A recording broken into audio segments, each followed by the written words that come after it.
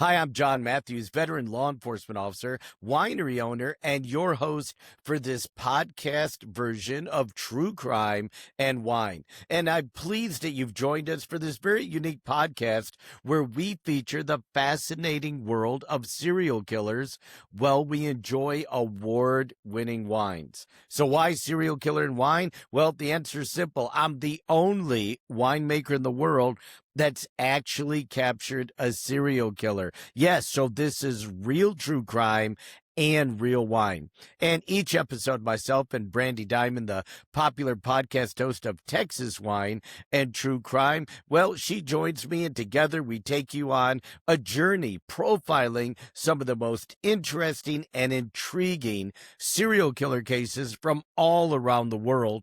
Well, we're enjoying our favorite Casaro wines. Now, I've got my favorite Casaro wine today. It's our crime scene, but we'll talk about that a little later. So pour yourself a glass of Killer Cabernet or Murderous Merlot and join us for this podcast version of True Crime and Wine.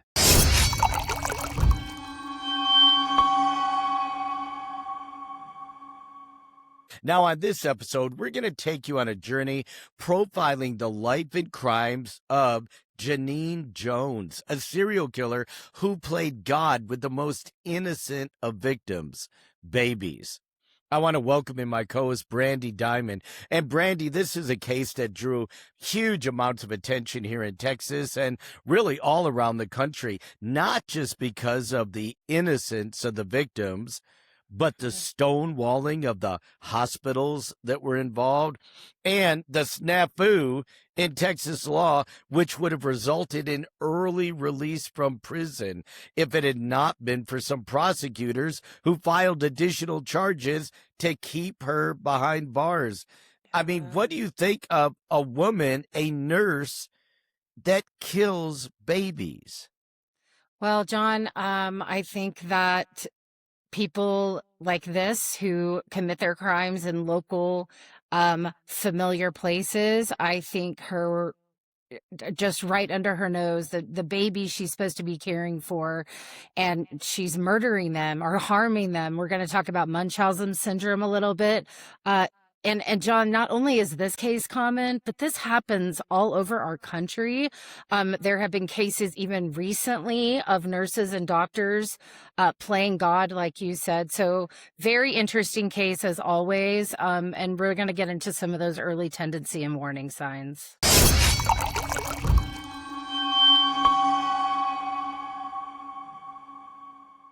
Okay, John. So today we are talking about Genene Ann Jones. Like you mentioned at the beginning, this is a nurse who was playing God with children and infants inside of the hospital that she was working at. And again, we're going to be talking about how sometimes hospitals, not only just hospitals, but other institutions want to cover things that have happened within the organization. But this was a big deal here in Texas, a big case. Genene Jones, born July 13th, 1950. They nicknamed her, John, the Angel of Death. She was actually a licensed nurse here in Texas who murdered or harmed dozens of infants and children. Estimated to be between maybe 11 to 60 plus, John, but maybe even more than that between 1977 and 1982. She's convicted early in 84. There was some discrepancies within some of the investigation. There were charges put against her back again in 2020 because she was actually going to be released and then started confessing to some of these crimes in 2020. So we're going to talk a little bit more about that. But contrast with Bundy style killers, Jones killed from within the most trusting setting, a pediatric care unit, John, of a hospital. Yeah, I mean, Bundy was out there, stalking victims, killing women, breaking into sorority houses, luring women, posing like he was injured, but it was adult on adult. Here, you've got a woman that was preying on the most helpless members of our society. And usually, we say that when we refer to children. We're not even talking children. We're talking babies, infants that had no say whatsoever in what was happening to them, and she decided if they would live or they would die. And you have to wonder, there has to be a different state of mind for that, John. I want to ask a little bit about that later when we start getting into this profiling piece of this, but there has to be something else there. And to be able to prey on the most innocent. And as a woman, which is very unusual too. So we'll talk about that a little later. But in her early years, she is born in Texas in July 1950. She was actually adopted by Richard Jefferson, Dick Jones, and his wife Gladys. She grew up in the San Antonio area and attended John Marshall High School in San Antonio. She worked in the library. I mean, so far, parents going to school. Jones showed some early signs, though, of emotional and psychological problems, despite having a good relationship, with her parents. She was known, and this is very interesting when I was reading about this, John, fabricating illnesses and displaying troubling behaviors, including manipulative rhetoric to seek attention through the suffering of others. So what are you picking up there in those early years? Yeah, so I mean, that's very, very unusual, right? Yes. We see this disorder that she has starting to manifest itself as a child, as a young girl. She fakes being sick to get attention. Well, some kids do that. That happens sometimes. But when a pattern develops that she's fabricating these illnesses, that she's got these troubling behaviors that seem to always want the spotlight to be on her. We already see the development of that narcissistic personality. And there seems to be almost no end to what she would do to get the attention, not just from her parents, but from teachers, from people that knew her. So from the very early stages, she really doesn't check a whole lot of boxes here, except this psychological disorder that starts manifesting itself at a very early age. And unfortunately, we're going to see it develop and develop and develop and end up with the murder of babies. I do have a question about that. I'm going to ask it in a little bit about the psychological. I am curious on Munchausen syndrome, and I know we're going to talk about this a little later, of whether that is an actual identified psychological behavior that is diagnosed that someone has to be treated for, or is there attention seeking and this is just a way in order to seek that attention, or if there is an actual psychological issue here. Yeah, no, there's an actual psychological issue and a disorder. And I think as anything else on the spectrum, it ranges, right? Right. And she obviously took it to the most extreme. And we're going to see that. Now, she did have, in addition to, people kind of noticing, wow, why is she making this stuff up? Why is she calling attention to herself? Is she really that sick? That type thing. They noticed, or she did have a couple of triggering events in her life. As a young girl in her teens, she did enjoy spending time with her dad and actually helped him painting billboards and doing advertisements around Bexar County for his business and everything. But shortly before her 18th birthday, she lost not one, but two brothers. And one died of an improvised explosive device that he actually built and blew himself up. So that is a huge trigger, the loss of not just one, but two brothers. But to make it worse, in the same year, her dad died. Now, so we got to take all of this together. She spent a lot of time with her dad. She loved her dad. We have the death of two brothers, but then the death of her dad. He was only 56 at the time of his death. So we talk about these precipitating stressors. We talk about these triggers. We've seen it in other serial killer cases, right? We've seen these tragic, traumatic events happen, and then it seems to set off another series of events. Now, you can't, and again, I'm not trying to blame it on these events because she was exhibiting these signs of behavior prior to these Mm-hmm. events, but they could certainly magnify Mm-hmm. what she was going through. And I think that's exactly what you saw happen here. Yeah, and I also think of having to try to get that attention while they're alive, and now that they're not, that attention has to come from somewhere else. Right. So you have to then find other outlets in order to receive that. So like you said, there's going to be some psychological seeds that have been planted. There were those early signs of fictitious disorder, the Munchausen tendencies that we talked about, and a hero complex. There was also, again, Munchausen syndrome is a mental health condition where individuals intentionally fake, exaggerate, or induce physical or psychological illness in themselves to gain attention, sympathy, or assume the sick role. We Right. also hear about this in parents doing this to their own kids, John, right? Convincing them at a young age that there's something wrong with them growing up thinking they have an illness, and then to find out later they actually don't. And that's more Munchausen by proxy. So Yes. you've got both of these that are going on here, creating a fictitious disorder about yourself and feigning, the illness to get sympathy or attention. Again, goes back to what we saw, the early signs of her behavior, the narcissistic condition, even to the point of causing self-harm. Right? They won't stop at just making it up. They may cause self-harm. They may tamper with medical tests. They may go from doctor to doctor to doctor. You call it doctor shopping. Oh, look at me. Something's wrong with me. Something's wrong with me, to get attention.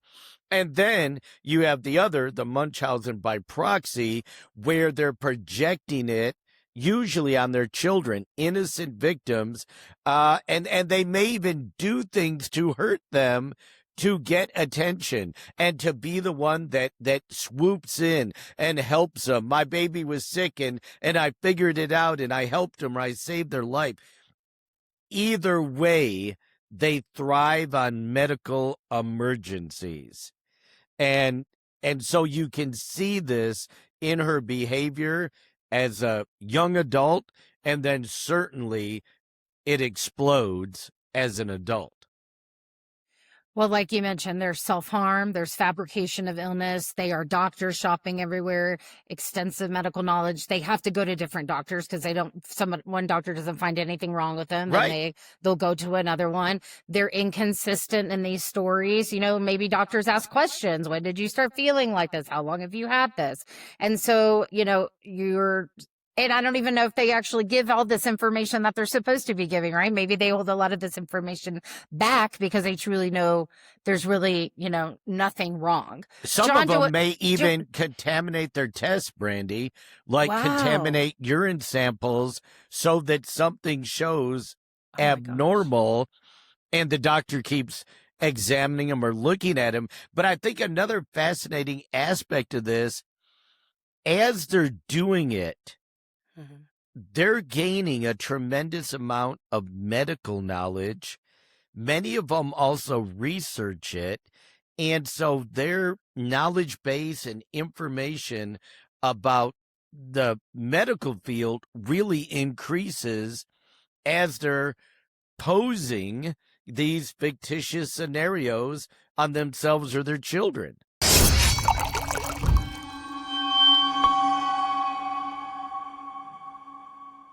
So, John, do you think they all think something is wrong with them? Or do they know there's it's nothing fictitious. wrong with They them? know there's nothing wrong with them. They do know. Yeah, Okay. no, this is a fictitious, right? Behavior, Yeah. and what they're Wow. doing it for is attention, right? And now take it. You've got children, and if you Sure. come in one day and your child goes, "I hit my thumb," and you go, "Oh, poor baby, let me kiss it, it'll be better," right? Mm-hmm. Now she comes in and says, "Oh, I I hurt my hand, and you kiss it and you show her attention and everything else. This is that kind of concept on steroids. No one's Mm-hmm. paying attention to me. I want someone to pay attention to me, even to the point that I would hurt myself, that I would contaminate samples, that I would change test results because I want someone to pay attention to me. No one's paying attention to me. So, was that triggering event of losing her dad and her two brothers, and now all of a sudden she's really adrift and lost and aimless because no one's paying attention? This is really narcissistic behavior at its Yeah. apex. Wow. So, like you said, the motivation and causes a lot of this, the psychological needs, childhood trauma. The only trauma I really saw was the death of the brothers and the dad, and maybe she needed Right. to compensate for not having them there anymore. Those personality factors, the self-harm, again, those underlying really personality disorders, not really liking yourself, maybe low self-esteem. And then, of course, you mentioned, them now inflicting that on their own children, thinking that, something is wrong with the child. But John, just like a lot of these, she ends up married. Yeah, go ahead. No, I was just going to say, you mentioned low self-esteem, and a lot of Yeah. times folks with low self-esteem try to overcompensate, right? Yep. They try to do something, study something. A lot of times at a dinner party, the ones that talk the most are the ones that have the lowest self-esteem because they want attention given to themselves because they really don't have anything to talk about, Yeah. and I've seen that multiple times. So you start tying the low self-esteem with the narcissism, with the need for extreme attention, and this is all kind of building up here. Yeah. Well, like a lot of serial killers we talk about, maybe at this point, we don't really see any significant signs except she's doing this to herself at this point. But she gets married. She marries her high school sweetheart after graduation. She actually went to beauty school and then worked at an actual, beauty salon.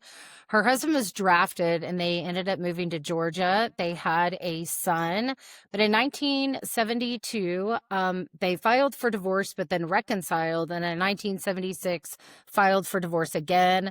Then they actually ended up having a second child, John, in 76. Is that right? Yeah, the divorce was granted, but apparently during the hearings, she had what she referred to as a hiatus with the man she was divorcing, and that they ended up with two children, basically. But Okay. they did end up divorced in 76. So, now we've got, these behaviors. When we start looking at the background and I start checking the boxes, substance abuse, we don't see that. Abusive parents, we don't see that. Matter of fact, what we see is probably loving parents and especially a loving father. Mental health issues, yeah, we're going to check that box, right? Because parents, others recognized that Munchausen type behavior, even at a low level, early on. And that need for attention and that need for, hey, I need to be the center of the universe. So the mental health issues, certainly we're going to check that box. Traumatic brain injury, no indication of that at all. Physical characteristics, nothing telling. She wasn't beautiful. She wasn't not beautiful. Intelligence, she did well in school. We're going to find out not only does she do well in nursing school, she actually scores very, very high. So I think we'd be average to above average in intelligence.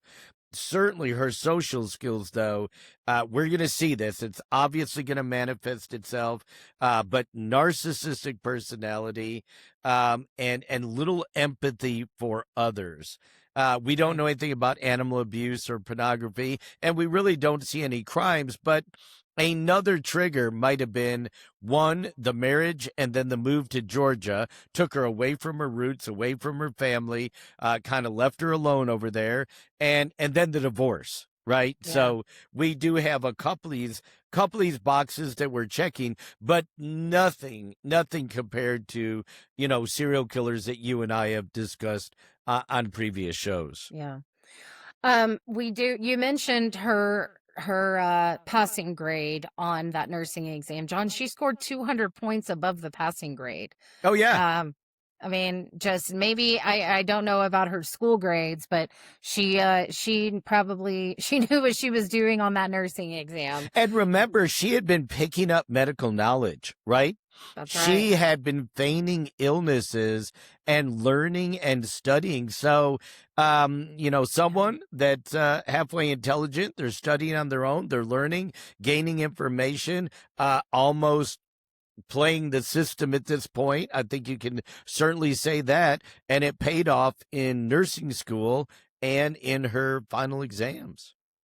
So even though she did pass with a very high grade, there were some stumbles very early on in her career. In mid 1977, this is when she ends up moving into her mom's home to pursue that nursing career.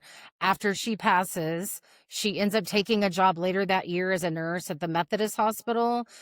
But John, she's asked to resign after having a conflict with a doctor. Yeah, and I thought that was very interesting. You have a young woman who just got her LVN, so we're not even talking about an RN or PA or anything.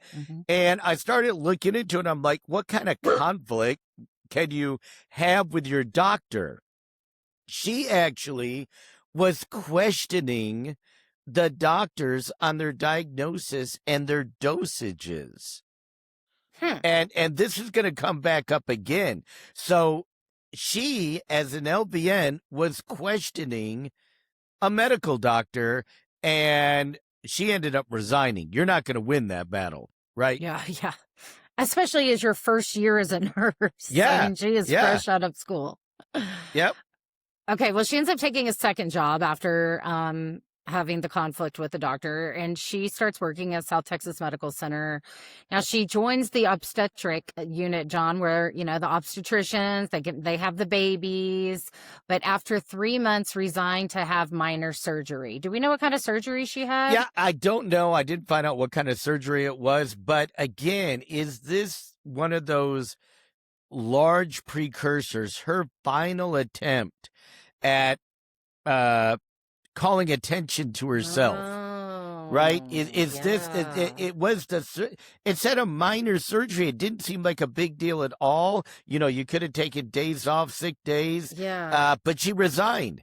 So is now she feeling, oh my God, I don't know if I can do this, or I have these feelings like I want to hurt people. Yeah, there is this huge internal conflict, I think, going on at this time about what she's feeling about herself, about nursing, about people paying attention to her. So really, really weird period of time. Yeah. But then in 78, she's hired by Bexar County Hospital, where she works with critically ill newborns and babies. So she threw herself back into the fire of not just a hospital, right? Because there's a ton of places you can work in hospitals, a lot of different divisions, but that's where she went to work.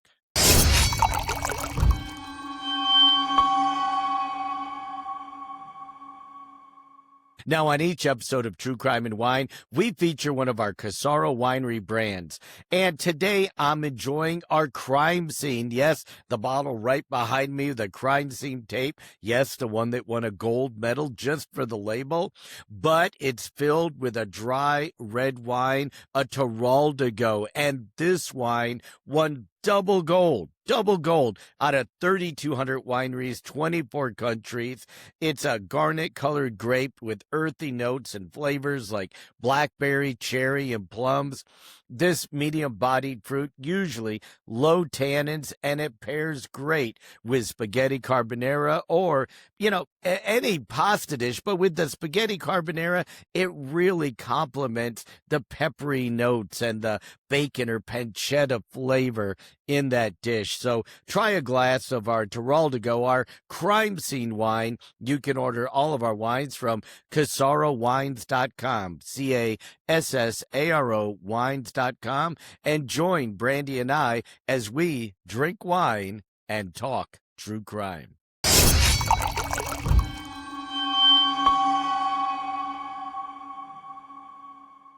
Okay, so we talked about her going into that Bexar County Hospital, working in that pediatric ICU. You know, she becomes an LVN in 1977. So when she goes to Bexar County Hospital into that pediatric ICU, John, between 1978 and 1981, she was on that 3 to 11 p.m. shift. John, there were so many babies dying during that time, they called it and nicknamed it the death shift.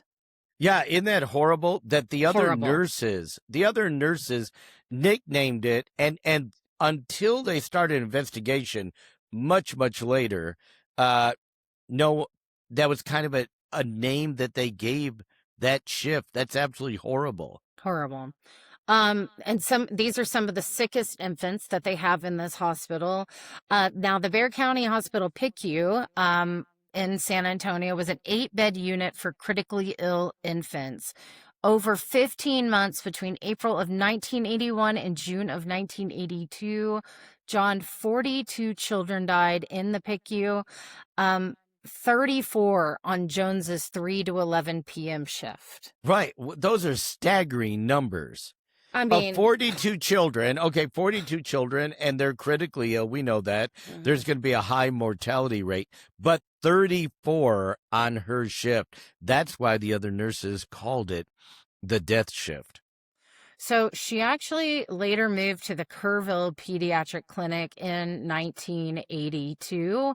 I mean, it's just unbelievable. I look at this timeline. April of 81 to June of 82, 34 deaths on her shift at Bexar County. I mean, unbelievable. Yeah, and then they continued in Kerrville at the pediatric unit. So I know we're going to start talking about some of these victims, John, and like you and I spoke about earlier, we don't even have an exact number. I think we said between 1160 plus. But we've got the MO, the victimology. We're gonna talk more about those victims. But what are you picking up from a profiling perspective? Yeah, even when she ended up confessing at the end of all this, it still was an undetermined number of babies. Unbelievable. That's horrifying. Well, we do know that she was injecting them with a number of different drugs at different times. Some of them were muscle relaxants that would paralyze them. Some of them were blood thinners that would cause additional bleeding. Some of them caused overdoses. Others caused seizures. So we do know how she was doing it. Some went into respiratory arrest, and in some cases, she would try to save them. And actually did. That's that playing God, right? Yeah. I'm going to kill him so I can save him and be the hero and get praise. Can you imagine doing that? I mean, I can't even imagine doing that to a person, but an infant, that you would put them in a precarious position where they could die so that people would heap praise on you. She often told other nurses that I don't think this baby's going to make it. And then the baby would die. On some of the children, she had overwhelming, abnormal emotional reactions. Okay. She would grab the dead baby and sob and cry as if the baby was her own, to the point where on a couple occasions, other staff had to take the baby away from her to bring it to the morgue, and was possessive over their bodies. So, we see a very distinct MO that continued and continued and continued. Now, as far as victimology, other than baby, there wasn't a bias by race or gender or even level of illness. There were some kids that went in there with fairly minor conditions or had fairly minor surgery, certainly that the doctors said their level of expectation of full recovery was very high. So from victimology, we're really looking at a baby, and if she determined in her head that this baby should die, then she usually took measures to make sure they did. Mm. Okay. Very, very troubling. Very troubling. I mean, and then to predict the death, knowing she's going to cause it, and then to hold the babies to the point where nurses have to like take the corpse babies from her. I mean, and it's all fake, and it's just Yeah, gave and me she's goosebumps. doing this Terrible. knowingly, intentionally, willingly. Yeah. I mean, she is taking other people's children and killing them. And sometimes, Brandy, right in front of the mothers. All right, John. Well, let's get into well, I don't want to necessarily say the first victim. Do we know this is actual first victim? No, we Okay. don't. And yeah, so we're not gonna put these in any kind of I tried putting them in a chronological order, best we know, but when it came to her sentencing, and so we got to be careful about this, she was sentenced on very specific cases. She did confess to some, but let's just say these were very suspicious circumstances on her watch. Okay. All right. Well, we have Christopher Hogetta, 15 months old. Christopher had been hospitalized for about 6 months with heart problems. He died May 21st, 1981 from cardiac arrest. Jones had this overly emotional reaction to crying and holding the deceased baby and saying he was her boy. So, again, you have a child dying from cardiac arrest at 15 months old. Yeah, and I kind of go back to Arsenic Annie, right? Remember when we did the show on Arsenic Annie? She knew what to give her victims, so it mimicked normal causes of death. Now, she had no medical training whatsoever, but she figured out what levels of arsenic or what types of poison to give them to mimic causes of death. And that's why she got away with it for years. So you see how hard it is for someone that has some knowledge and has some training. She could inject the baby and the baby would die from cardiac arrest. Well, it was there for heart problems anyway. So no one thought anything of it. So that's how these crimes went on for such a long period of time without people raising this red flag.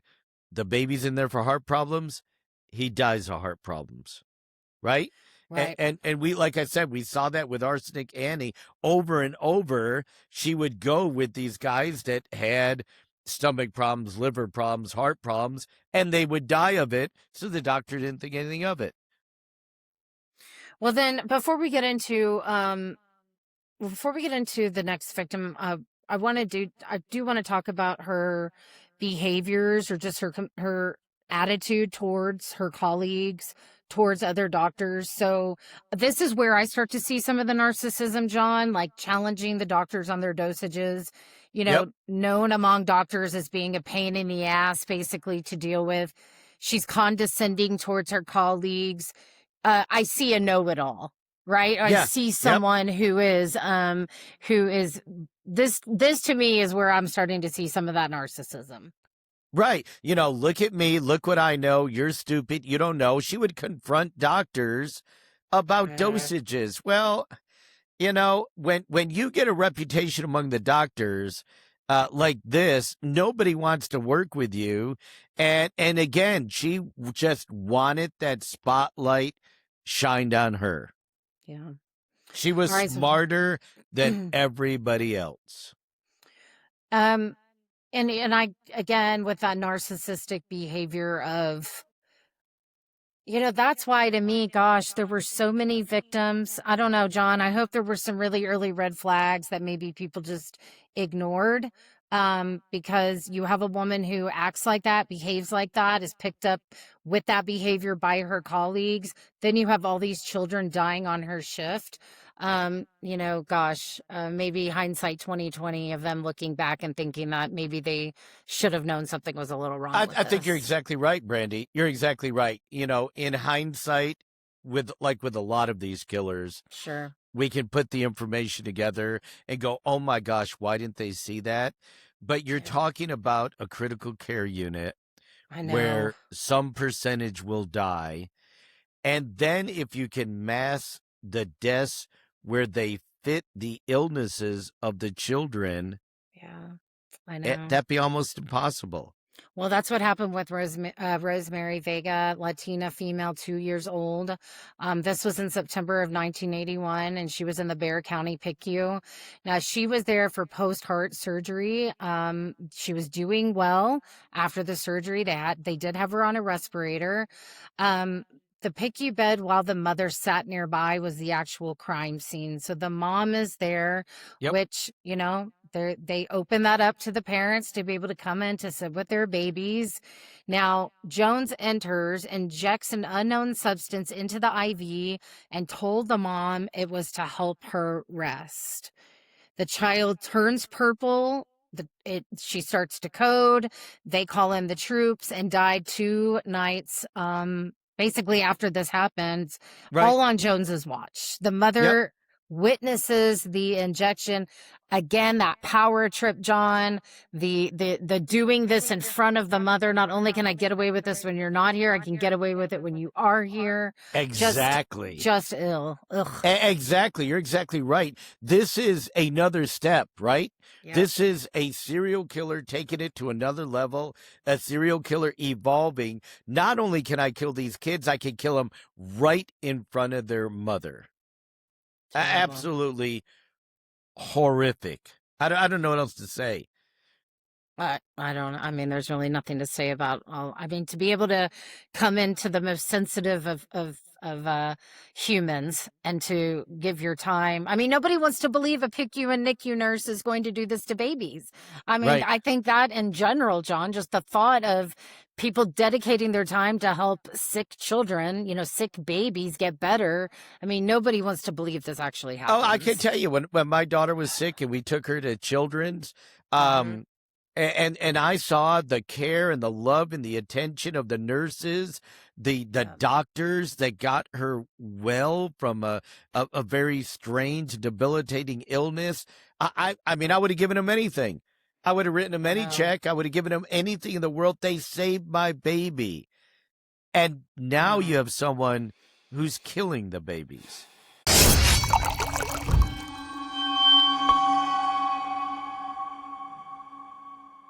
So in 1981, though, they are going to do a hospital investigation. So the hospital noted an unusual death rate at the PICU. Finally, yeah, this is the fall of 81, by the way. So this is the fall. They started looking at the numbers that you mentioned earlier and went, uh-oh, something's up. So there were actually people who believed that she was harming the babies during that shift because, like we said earlier, the other nurses referred to her shift as the death shift. But they did an investigation and it proved inconclusive, even though 10 babies at that time had died on her watch. Yep. I mean, we're talking 10 at that time. I gotta think the investigation is not like one that I would have done, right? I don't know how thorough it was. I don't know who conducted it. I don't know if, and we do know now, the hospital was afraid of lawsuits, was afraid of getting in trouble. Up until the very end, that was their line. So we don't know how thorough any of this was. We don't know if they could pin it on her. Maybe they couldn't, right? Maybe they honestly said, it's a coincidence. Again, I keep going back to, this is a horrible situation. You have a critical care unit where children do die. That's right. And when you combine that, even when they have a spike, is that an abnormal spike? Is it a spike because of something else? I don't know, but there was some belief by some staff that Jones was involved, and yet the investigation was inconclusive. So this is fall, right? That we have the investigation. Things are still happening. Jones is still working because the hospital was not able to prove it in whatever manner, right? Right. And now we're up to October, so we're still in the fall, and we got more children dying. That's right. We've got 6-month-old Jose Antonio Flores dies after suffering an uncontrollable bleeding, but no autopsy was conducted on Flores's body. A handwritten record from the day of the boy's death highlighted that Genene Jones was present during the emergency. And John, I thought about this autopsy because not all, when babies are in the PICU and NICU, there are some parents who will have an autopsy and some parents who will not. Right. And sometimes I think that it, with a newborn, I think that's a different maybe choice in a parent than it is if your, teen son or your son in their 20s was to die, well, what happened to them if they just die all of a sudden? But I think there is some sort of level of acceptance when your child is sick that you believe them. And you don't feel there's a need for an autopsy. And frankly, I don't know if some parents even want to go through that after just having to deal with that kind of trauma of losing a child. So I did think about this autopsy piece, John. Yeah, you're trusting the doctors, trusting the nurses, trusting the hospital. Your baby's there for a reason, right? Yep. And if they do pass away, I can certainly see that. Yeah. There was another one on December 22nd, 1981, John. We have Doralia Rios, a 25-month-old little girl, died soon after Jones took up the PICU shift. So the girl is there. She comes on her shift. The baby was recovering from GI surgery when she abruptly decompensated. On the day of the girl's death, Jones left a note on the nursing book addressing her condition directly, addressing her directly, and wishing her a Merry Christmas. What? Yeah. Like, that was very disturbing to me. What? She not only knew what she was going to do 3 days before Christmas, but in the nursing book specifically wished her a Merry Christmas. There's not a whole lot I can say about this lady. I have, looked at and been involved with serial killers for a very long time, but this level of non-remorse and non-empathy and narcissistic behavior brings this to a level that I think is rare, even among the worst of the worst out there. But we're not through December yet. No. December 1981, Joshua Sawyer, 11 months old, again in the PICU. The infant was treated for smoke inhalation and was stable and recovering from that. Yep.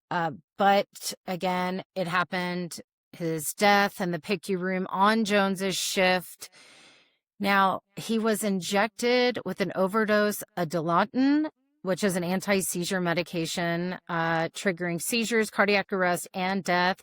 Witnessed the injection by the staff, so she gives it to him. Staff sees her give it to him. Jones later confesses to this in 2020 during her plea deal, but it also shows escalation, targeting even recovering patients. They're getting better, right? But you send them the other direction. Yeah, because sometimes we hear these angels of death go, they were going to die anyway. I was putting them out of their misery. I was trying to be merciful. That's not the case here. That is not the case at all.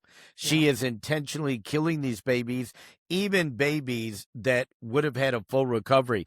And later on, I think some of the doctors that testified and the investigation that they conducted showed that was a routine surgery. Yes, the child needed to be in the critical care unit, but the child was going to recover. Right. The child was going to make it through the surgery. The child was going to be okay if it wasn't for her. So now that brings us into January. I think when she wrote in the nursing book about Christmas, Yep. I think it showed us that she really thought there's no way that she was going to get caught and she could do this forever. Well, unfortunately, we're going to see that she just moves Yep. after a little bit, but continues it. Because in January of 82, Rolando Santos was one of her victims. He was a premature infant recovering there in the PICU. He was injected with a massive overdose of blood thinner, causing internal bleeding and a near fatal crisis. She was the only one present. Now, he did survive, but suffered permanent damage. And this is going to come back. We've seen this with other cases. The survivors will come back, and that's how we will get convictions. He did survive, and she eventually will receive a conviction for what she tried doing, what she tried doing, which was making him overdose and killing him. Well, it doesn't stop. And in January of 1982, we have 4-month-old Patrick Zavala dying unexpectedly following a successful operation on a pulmonary artery. Again, John, these successful surgeries, doctors going, they should have survived. There's no reason of them to have died from this or after this surgery. But after Zavala's death, medical personnel became angry about the number of infants that had unexpectedly died. Surgeons were particularly, worried and upset at the sudden, babies that, they're patients. And now they've given them successful operations, and now something is going wrong with them. And so I can only imagine a surgeon going, what did I do? What was happening? They kind of put it back on themselves, but the nurses were upset, and 3 of them, basically saying that they wanted to see the autopsy. They wanted Zavala to have an autopsy and say, what's going on? How did this successful surgery kill this 4-month-old? Yeah, and I think it was the surgeon that drove it, right? Because they're going, we're doing these surgeries. They're successful. You have to be able, there's nothing we're doing wrong. They're thinking about I think, malpractice suits and lawsuits and all that. But they're also, as people going, I didn't make a mistake.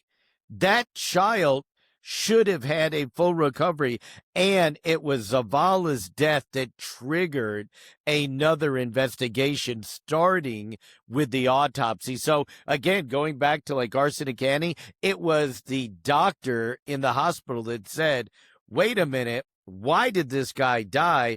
I want to do an autopsy. And he found the arsenic in his system and then called back, to where she lived and started all of that. So here again, we have doctors going, there's no reason these babies need to be dying.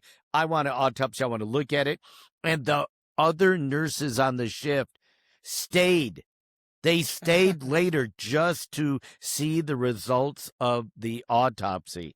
So after that, we had a couple of surgeons convene an urgent meeting with the hospital administrators and officials. And they started locking away supplies of some of the drugs that they thought Genene was using. And a medical committee agreed that Genene was the main target. But again, they were divided on whether to fire her. So instead of firing somebody who could possibly be killing children, Mm-hmm. I'm not sticking up for the hospital here. The committee decides to put her under stricter controls. So they're controlling the medicine she has access to. Yep. And yet some of them really believe that she's got something to do with this. Well, finally, this goes on to March 82, and the hospital says, we have to do something. So instead of another investigation, a criminal investigation, charges, whatever, they decide, well, we don't want to get sued if we fire Genene. So we're going to change the nurses on the entire PQ. And we're going to get rid of all the LVNs and we're going to replace them with RNs. Okay. Oh Okay. my gosh. Okay. I'm sorry, but this is looking really dirty on the Yep. part of the hospital. The decision not to fire her was because administrators feared that civil lawsuits would be raised against the hospital.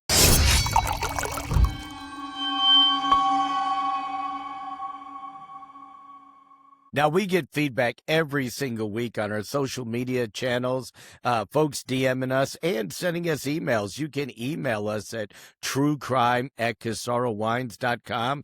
If you have a winery near you that would like to host our live show, yes, we do the live show all across the country. We feature unique and interesting serial killer cases, and the audience gets to profile along with us. So drop us an email, truecrime@casarowines.com.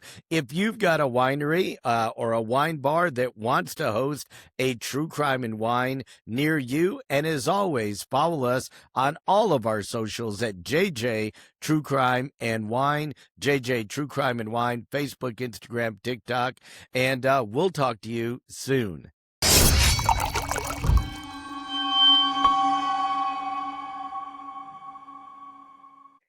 John, you were just talking about, possible really the hospital investigation into this. They know she's probably, some of them probably feel she's responsible of this. Some of them probably are a little unsure.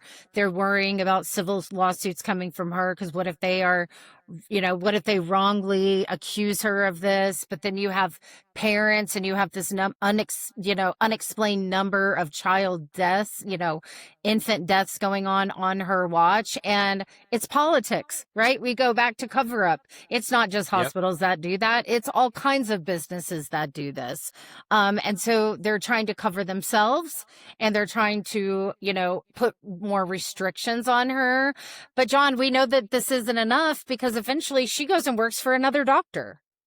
Yeah. And so, she is given a choice to go to a different part of the hospital because they got rid of all the LVNs, replaced them with RNs, and she simply resigns and goes on and she does some work with a nursing agency, but ultimately lands with another doctor in a pediatric clinic and continues her killing. I mean, she is highly organized, highly planned, and she's narcissistic. She has this hero complex where she brings some back and she lets others die. But Kathleen Holland doesn't know that. Kathleen Holland is the doctor that hires her to work in her practice. Now, I will say we did hear that other doctors warned her and said, are you sure you want to hire Genene? And are you sure that you've done a full background check on her? And I guess without knowing it, we find out later Genene never renewed her license during this time, but in August of 82, so it went from spring until August, she worked at some nursing agencies, and in August of 82 started to work with Dr. Holland. Well, it didn't take long after that because September 17th, 1982, she strikes again.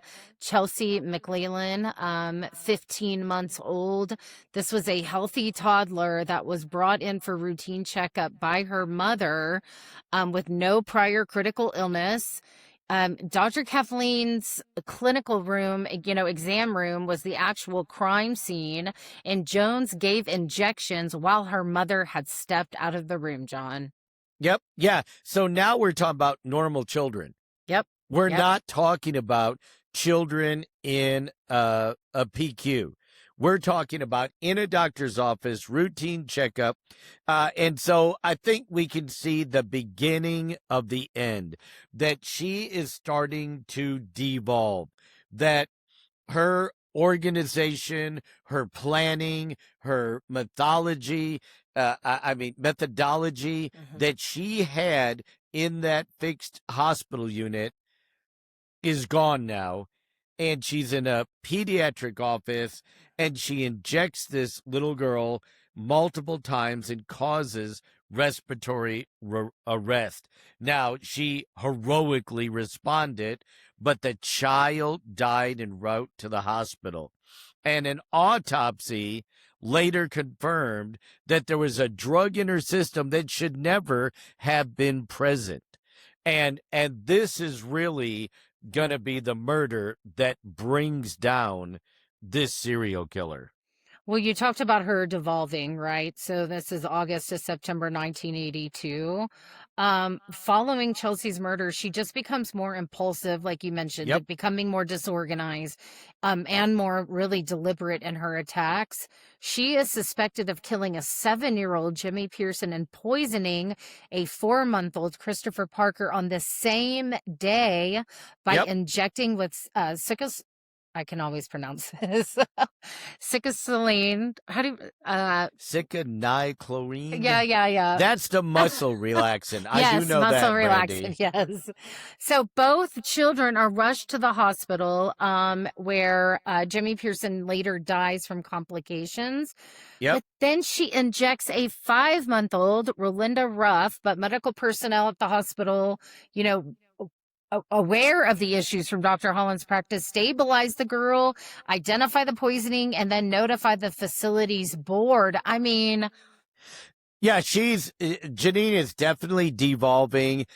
She kills Chelsea, poisons the Parker, kills Pearson, and then attacks this 5-month-old.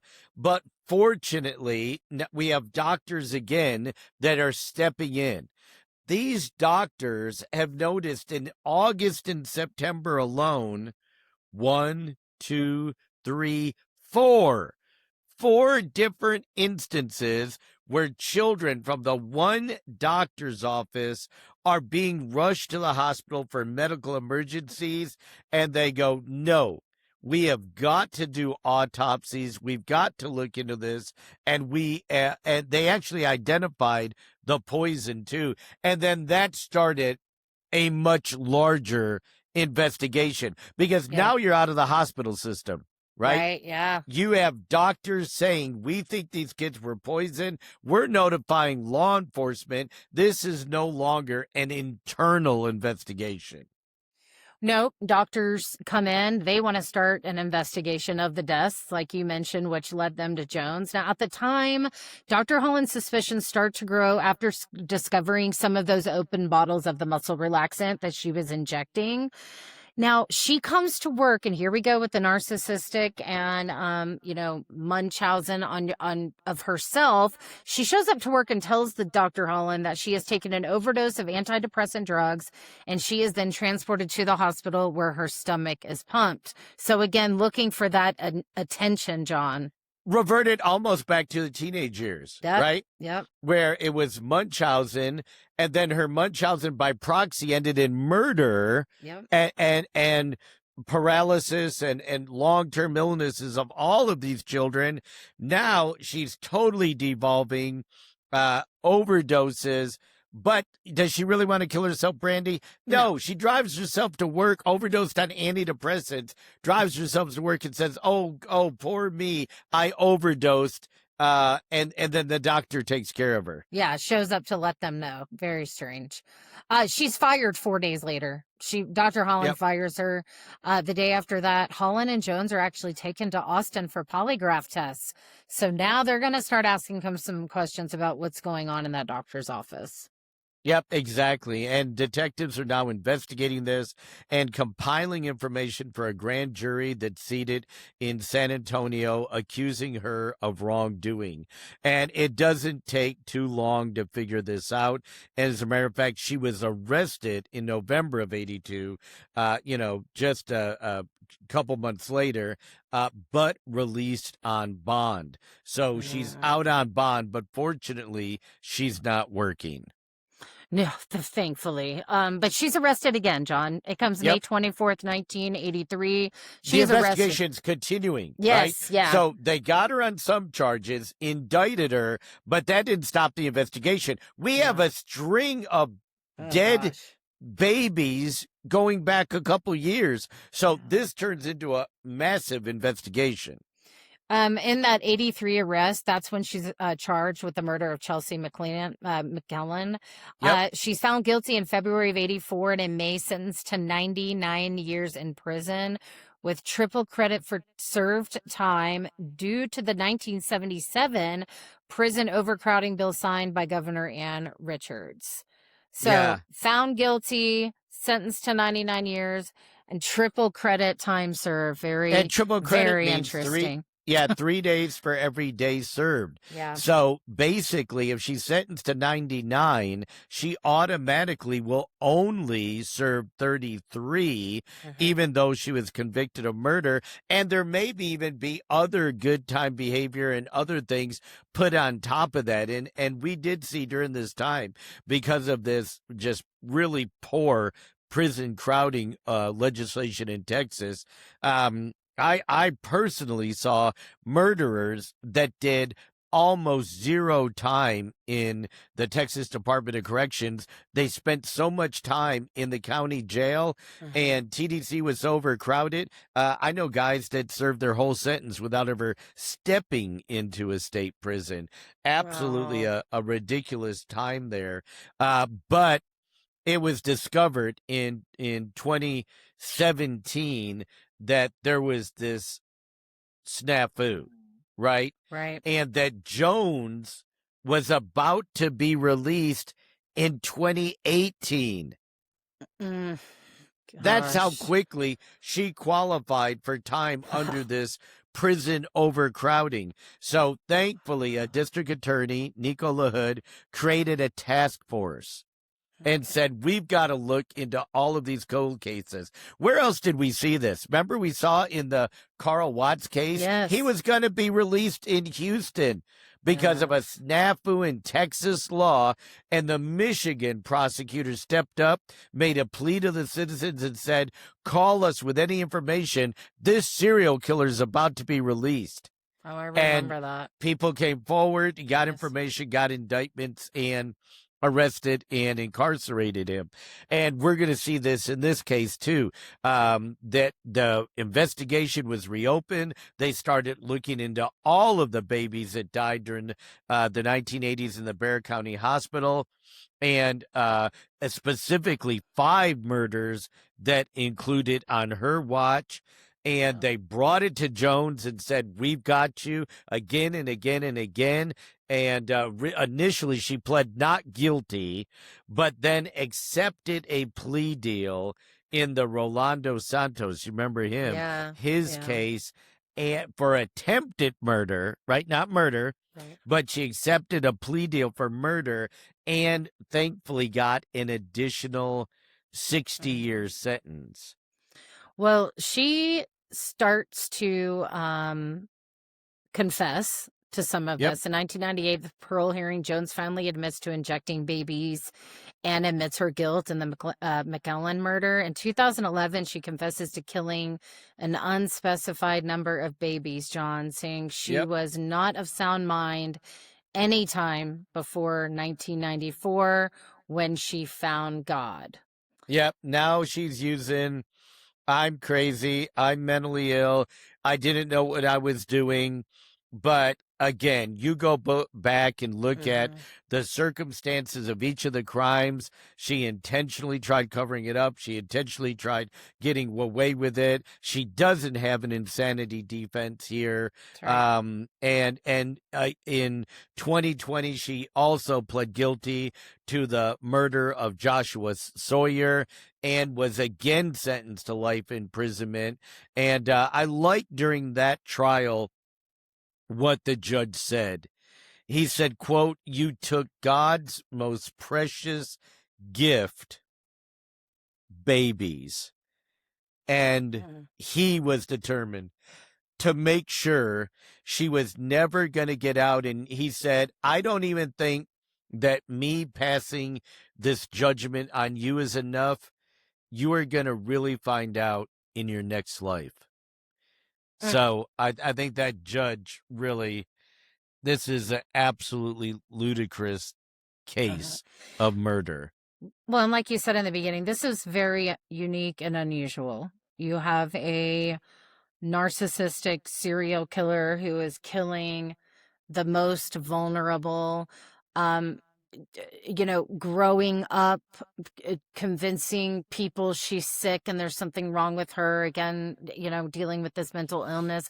Then you have missed opportunities, John. How many times did we talk about this? Missed opportunities of catching this woman, and holding her accountable. And, did any of Dr. Holland's children need to die at that point? No. Exactly. I mean, she could have been stopped. After the first investigation, did other Bexar County children need to die? Yeah. Here we have a female, which is rare for serial killers, a healthcare worker, which is rare, but a female healthcare worker that had no remorse, no empathy, and was so narcissistic.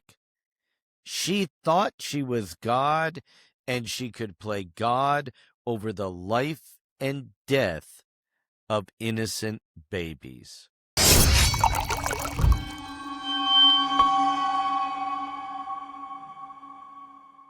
Now, as we put a cork in this edition of the True Crime and Wine podcast, I want to remind all of our listeners you can follow us on all of our socials, Instagram, Facebook, TikTok at JJ True Crime and Wine. And you can join us each and every episode as Brandy and I profiled these unique and interesting serial killers from around the world. Now, of course, I want to thank my co-host, Brandy Diamond. Great job today, as usual, Brandy, for joining me on this journey, and our producer, Lauren Bedsole, back in the Corsicana Command Center, who makes this show possible. And I invite you to join us for the next episode of a unique serial killer that targeted trains. He caused train wrecks to not only kill as many people as possible, but to hear their screams. I'm John Matthews. Thanks for joining us today for True Crime and Wine. Salute.